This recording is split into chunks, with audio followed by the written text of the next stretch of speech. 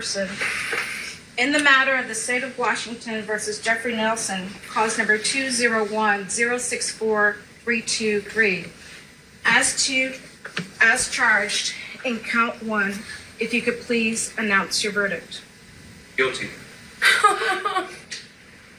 In the matter of the state of Washington versus Jeffrey Nelson, cause number 201-064-323. Mr. Foreperson, if you could please announce your verdict. Guilty.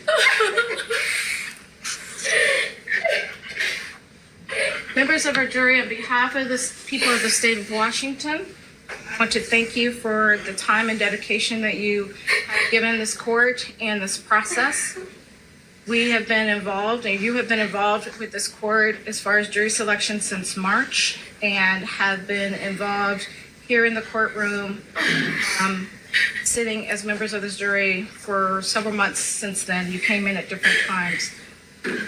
We recognize that this process has not been easy and that it has been disruptive to your friends and family. We thank you for your service and for your dedication. We want to say on behalf of the people of the state of Washington, this court wants to say to you at this time, all of the orders that I put in place about not discussing the case with anyone, not looking to conclude the process, I do need to pull each of you to make sure that this is the finding of the jury. So at this point in time, I'm going to go through all 12 of you, and I'm going to ask you the following questions. I'm going to ask you as to each count, if it is your individual verdict and the verdict of the jury as a whole. I'm going to start with juror number one. Juror number one, as to count one in this case, is this your individual verdict? Yes. And is the verdict of the jury as a whole? Yes. As to count two, is this your individual verdict? Yes. Is it the verdict of the jury as a whole? Yes.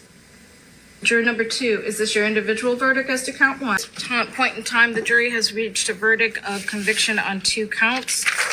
At this point in time, the bond and bail that your client has provided has to be exonerated, but pursuant to RCW 64025, I must take him into custody. So I don't know, State, do you have a motion? Yes, Your Honor. The state would move to take the defendant into custody. Defense, would you like to be heard?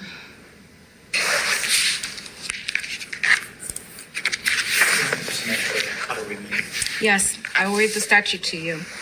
RCW 10-6425, detention of the defendant. A defendant who has been found guilty of a felony and is awaiting sentencing shall be detained unless the court finds by clear and convincing evidence that the defendant is not likely to flee or pose a danger to the safety of any other person or the community if released. Any bail that has been posted on behalf of the defendant shall, upon the defendant's conviction, be exonerated. So it's a clear and convincing, it's not mandatory per, as you say, but it is a clear and convincing standard. So it's mandatory unless I find by clear and convincing evidence. It's mandatory under sex offenses, but this is not that case. As the court phrased it, I'm aware of the mandatory, and it was clear in my mind that this didn't fall within that. So,